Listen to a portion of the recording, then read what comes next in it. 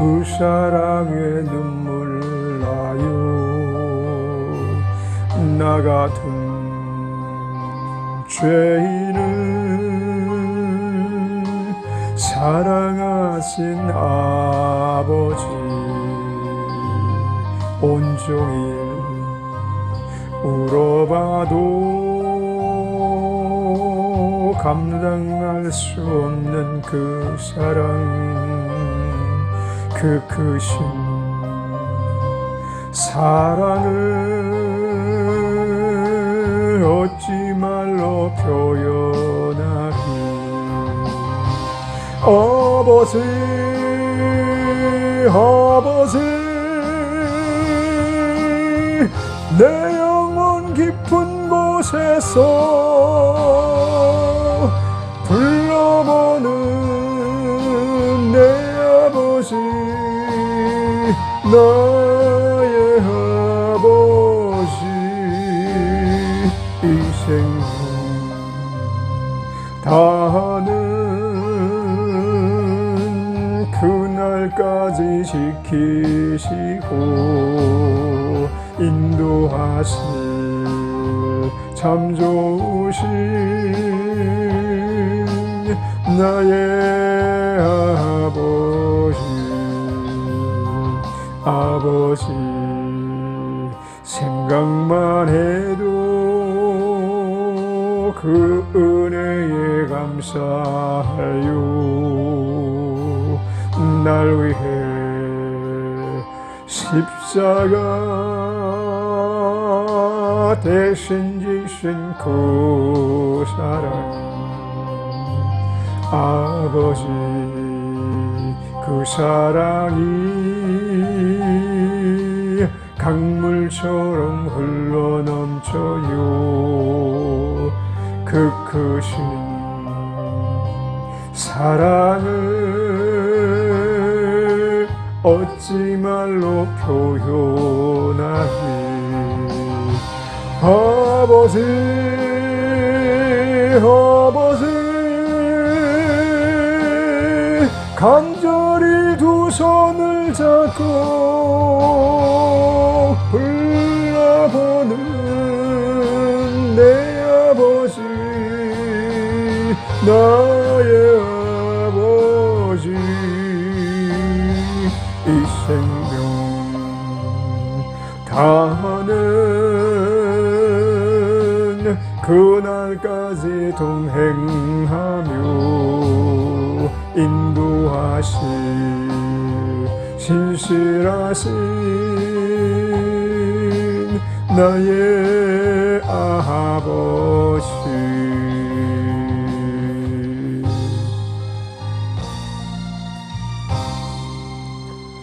전능하사 천지를 만드신 하나님 아버지를 내가 믿사오며 그 외아들 우리 주 예수 그리스도를 믿사오니 이는 성령으로 잉태하사 동정녀 마리아에게 나시고 본디오 빌라도에게 고난을 받으사 십자가에 못 박혀 죽으시고 장사한 지 사흘 만에 죽은 자 가운데서 다시 살아나시며 하늘에 오르사 전능하신 하나님 우편에 앉아 계시다가 저리로서 산 자와 죽은 자를 심판하러 오시리라.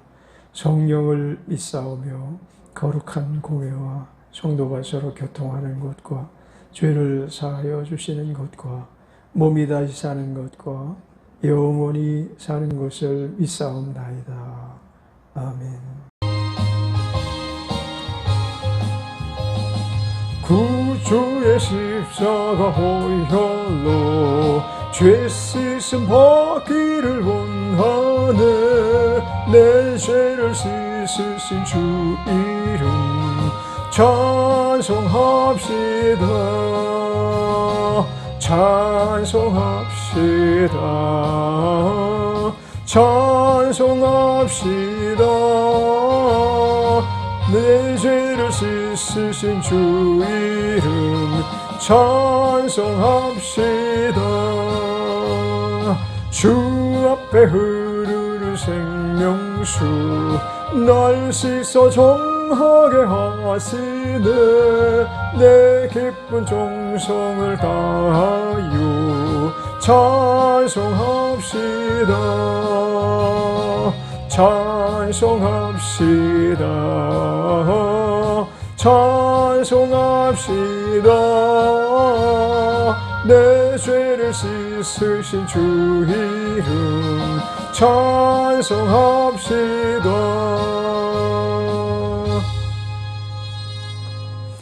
좋으신 하나님, 사랑이 많으신 아버지, 감사합니다. 찬양합니다.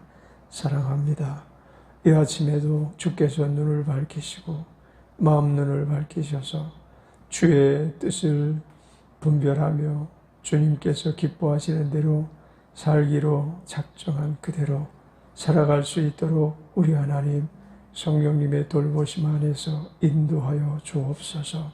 오늘 한 날이 힘들고 어려운 날일지라도 늘 주님께 의탁하고 또한 즐거운 기쁨이 넘치는 가운데서도 주님께 감사와 소망이 넘치는 가운데 승리할 수 있는 한 날 되게 하옵소서.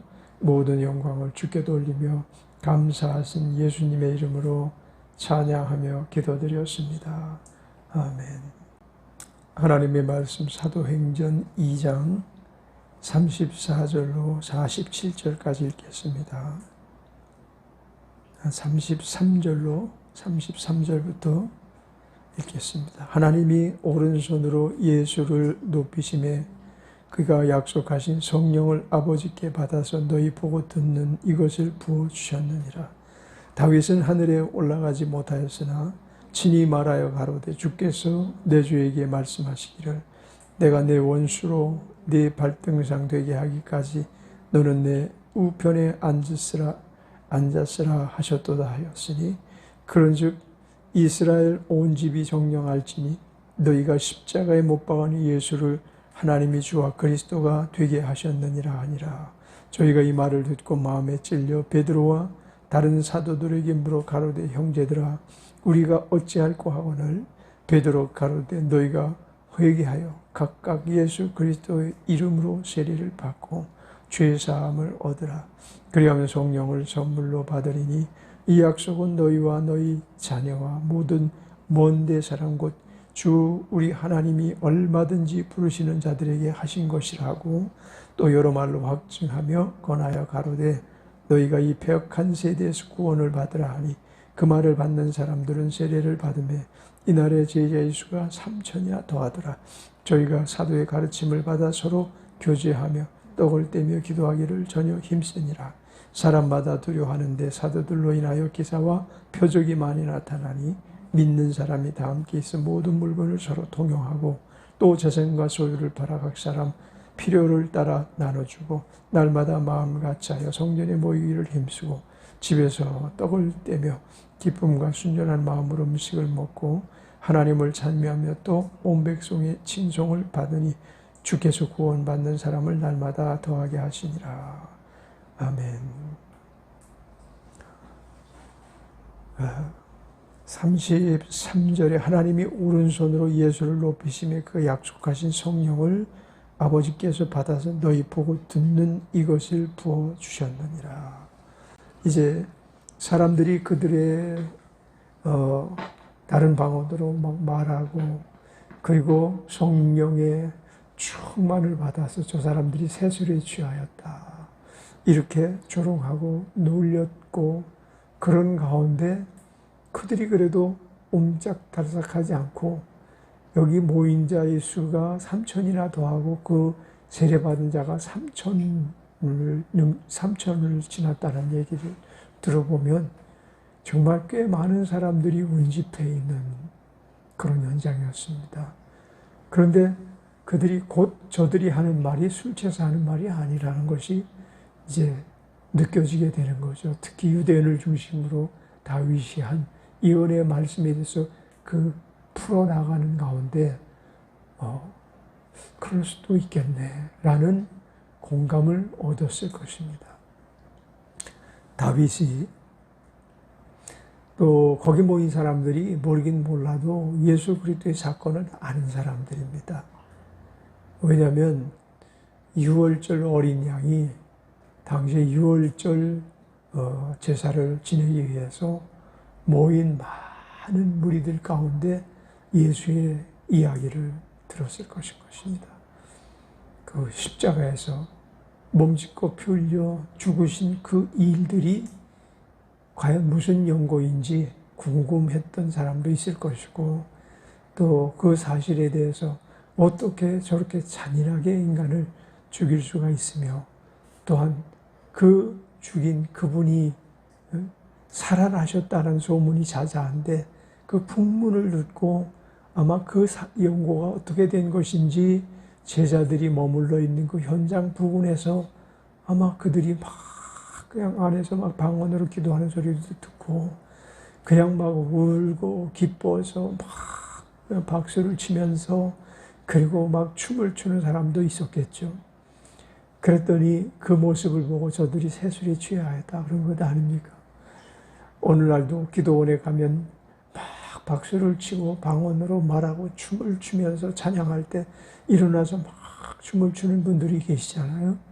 그 다 하나님께서 성령의 충만을 주셔서, 그래서 그 성령의 충만을 받은 자들이 그와 같이 하나님을 찬미하고 기뻐하는 모습을 보면 세상 사람들이 그 모습을 보면 미쳤네, 저 사람은 도가 지나치게 믿네, 이런 얘기들을 하잖아요. 기도원에 온 사람들 중에서도 아유, 저 사람은 왜 저렇게 벌떡 일어나서 다른 사람들은 하지 않는 일을 혼자 저렇게 하고 있지? 라든지, 또 생짜배기가 또 이끌려서 온 사람들이라면 더 그러겠죠. 만약에 그 사람이 자기 어머니나 된다고 하면, 우리 엄마 왜 저러지? 아마 그럴지도 모르겠습니다. 여하튼 그런 분위기가 거기 3,000명이 넘는 사람들이 운집한 가운데 가슴을 치고 회개하여 세례에 임한 사람이 3,000명이니 얼마나 대단한 엄청난 설교를 그들이 받았겠는가. 오늘 여기 성경에 기록된 이외의 말도 또 있었겠죠. 거기서 있던 사건 하나하나를 다 설명하지 않잖아요. 거기서 설교를 듣던 사람 중에서 옳소 하는 사람도 있었을 것이고, 맞아 하고 서로가 막 그냥 맞장구를 치는 사람들도 있을 것이고, 그래서 나중에 그 설교에 끌려 나중에는 가슴을 치면서 우리가 어찌할 거고, 그러면서 우리가 어떻게 하면 구원을 얻을 수 있는가 라고 막 물어볼 정도가 되어버렸습니다. 그래서 회개하고 주 예수를 믿으라, 그리하면 너희가 구원을 얻으리라. 여기서 회개하라는 말이 제자들 입에서 아주 자연스럽게 나옵니다. 보통 사람들에게 회개하시오 라고 말하기가 쉬운 문제는 아니에요. 그러나 여기서 제자들은 우리가 어찌할까 하고 열린 그들을 향해서 회개하라는 거예요. 오늘 우리는 회개의 때를 얻으면, 회개를 선포할 때를 얻으면 회개하라고 말할 수도 있어야 되는 것입니다. 왜냐하면 기독교는 회개가 전제돼야 되는 것이니까. 새 신자들이 와서 어떻게 하면 이 사람을 머물게 할까 하고 회개 소리를 못한다면 그는 구원의 길로 들어가지 못하는 것입니다.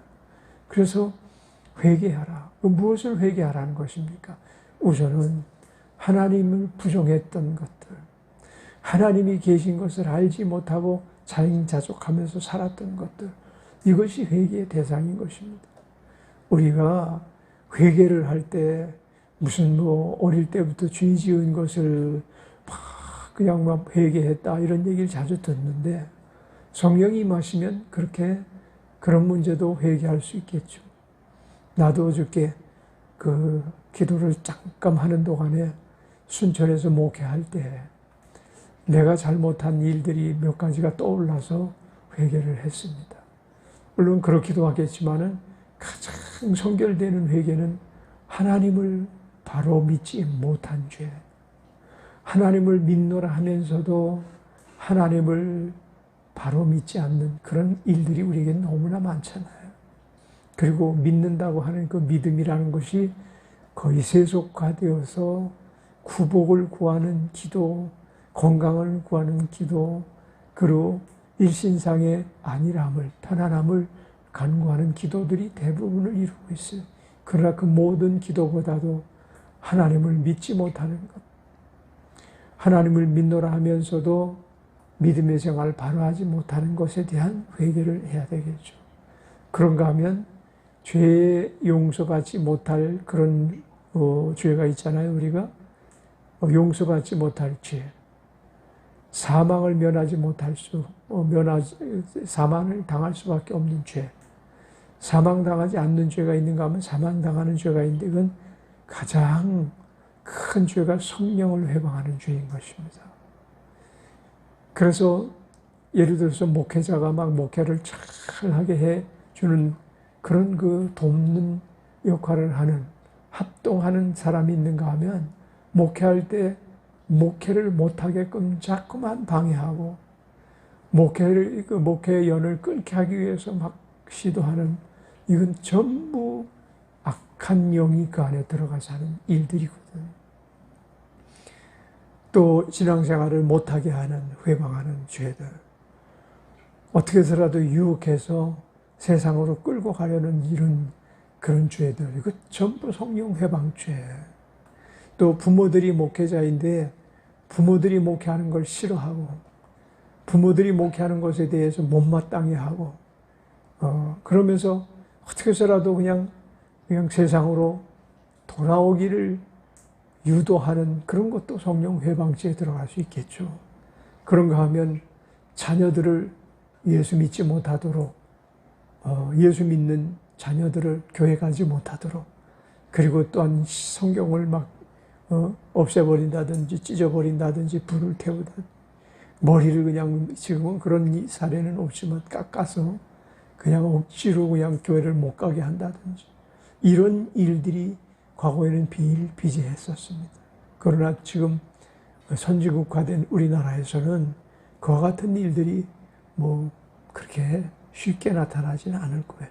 또 기독교라는 그 단체가 이전에 그 희귀했던 것과는 달리 지금 기독교라는 단체가 아주 왕성하게 부흥을 한 상태고, 세계 기독교 국가 중에서도 뒤처지지 않는 선교적 열정을 가진 것이 우리나라이기 때문에 이미 그런 수준을 넘어섰죠.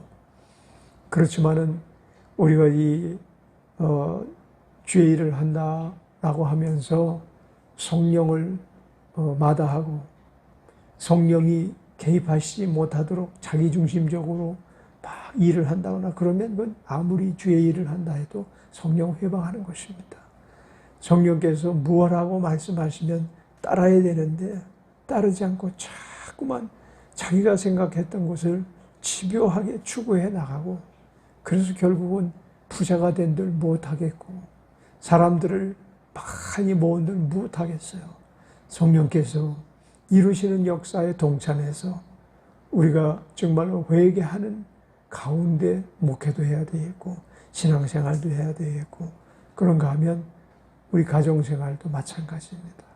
가정에서 얼마나 많은 어려움이 있습니까? 특히 목회자의 가정에서는 목회에 대해서 이해하지 못하는 자녀들이 아무리 좋은 조언을 해도 그것이 성령으로 말미암은 조언이 아니라 귀신이 도둑질하고 죽이고 멸망시키게 하려는 일에 동참해서 이 지식을 가지고 막 조언을 한다든지 뭐 그런 쪽으로 목회를 회방할 수도 있는 거예요. 그래서 특히 목회자들로서 가장 먼저 그 무섭게 생각하면서 회개하고 또한 그런 죄에 이르지 못해야 될 것이 성령 회방죄인 것입니다. 성령을 회방하지 아니하도록 정말 그 믿음 없는 사람의 이야기보다 믿음 가지고 사는 사람들 중심으로 사고를 판단하고 성경을 늘 상고하면서 모든 일을 판단하고, 그리고 또한 기도할 때마다 성령님께 의탁해서 모든 일들이 성령께서 주관하시는 가운데 이루어지게 해달라고 간구해야 될 것입니다. 자, 이렇게 이스라엘 사람들이 자기의 죄, 십자가의 예수 그리스도를 못 박은 죄에 대해서 그걸 죄라 여기지 않았습니다. 여기 모였던 사람 중에서도 예수를 십자가에 못 박은 사람이 있을 것입니다. 그런데 그 천재지변이 일어나고 무덤이 열리고 이런 현상들에 대한 소문이 아주 넓게 퍼졌을 것입니다. 성경이 기록되기까지 하였으니 그것이 왜 소문이 안 났겠습니까? 그런 사실에 대해서 마음의 두려움을 갖고 또 제자들이 모여서 기도하는 저수가 있다라는 사실을 알고 그들이 그 주변에 모여서 저들이 무엇을 하는고 이제 저들이 어떻게 하려고 저러는가 궁금해서 모인 사람도 있었을 것이고 십자가에 못 박은 너희라고 했을 때 가슴을 치고 회개하고 우리가 어찌할까 하는 사람들은 아마 동참을 하지 아니하였어도 가표를 던진 사람들, 예수를 십자가에 못 박으소서 못 박으소서 하고 소리친 사람들, 그런 사람들도 여기 있었을 것입니다. 그럼에도 불구하고 인자를 거역하는 것은 사심을 받을 수 있으나 성령을 거역하는 것은 사심을 받지 못하느니라 라는 하나님의 아들 예수 그리스도께서 모든 죄의 범주를 정해주신 것 같이 인자를 거역하고 회방하고 죽이기까지 동참했던 사람도 그 안에 있을 것입니다. 정말 돌팔매질을 하기 위해서 돌을 들었던 사람도 있었을지 모르겠어요. 왜냐하면 유대 율법적으로 볼 때 알지 못할 때 그들이 예수 그리스도는 이단자다라고 생각을 했었으니까. 그래서 그런 사람들이 많이 모여 있었을 것이라고 생각이 됩니다. 그 가운데 이제 37절에 저희가 이 말을 듣고 마음에 찔려 베드로와 다른 사람들에게 물어 가로되 형제들아 우리가 어찌할꼬 하거늘, 여기서 이 말을 듣고라는 얘기는 그런즉 36절의 이야기죠. 그런즉 이스라엘 온 집이 정녕 알지니 너희가 십자가에 못 박은 이 예수를 하나님이 주와 그리스도가 되게 하셨느니라 하니라. 그리고 이 다윗이 이것에 대해서 상세하게 설명을 했던 바가 있었습니다. 그러니까 구약과 신약의 만남이 성경 초대교회에서도 이렇게 계속 되어지고 있는 것입니다. 제자들이 구약에 대해서 몰랐던 사람들이 아니고 구약 성경에 대해서도 잘 알았던 사람이죠. 특별히 사도 바울 같은 사람은 구약 성경의 전문가였습니다. 구약 성경의 아주 정통 해설가였었고 또 그것을 바탕으로 아주 율법주의자가 돼서 율법이 아주 가장 중요한 법이다라고 생각했던 사람이었습니다. 제자들도 마찬가지로 이스라엘 사람은 어려서부터 성경을 상고하도록 그 부모들이 항상 그런 교육을 힘썼기 때문에 이 구약 성경의 맥락을 우리보다 훨씬 더 깊이 알고 또한 더 많이 알고 있었던 것 틀림없습니다. 그러니까 여기서 베드로가 즉시로 다윗의 사건을 다윗이 말한 바 다윗은 하늘에 올라가지 못하였으나 친히 말하여 가로되 주께서 내 주에게 말씀하시기를 내가 네 원수로, 여기서 주께서 내 주에게 말씀하시기를, 여기서 내 주는 바로 예수 그리스도를 상징하죠. 다윗은 구세주가 올 것을 인지를 받았기 때문에 그렇게 말하는 것이죠. 주께서 내 주에게 말씀하시기를, 다시 말하면 예수님은 내가 네 원수로 내 발등상 되게 하기까지 하나님께서 네 예수 아들 되신 예수님께 네 원수가 누구죠? 마귀입니다.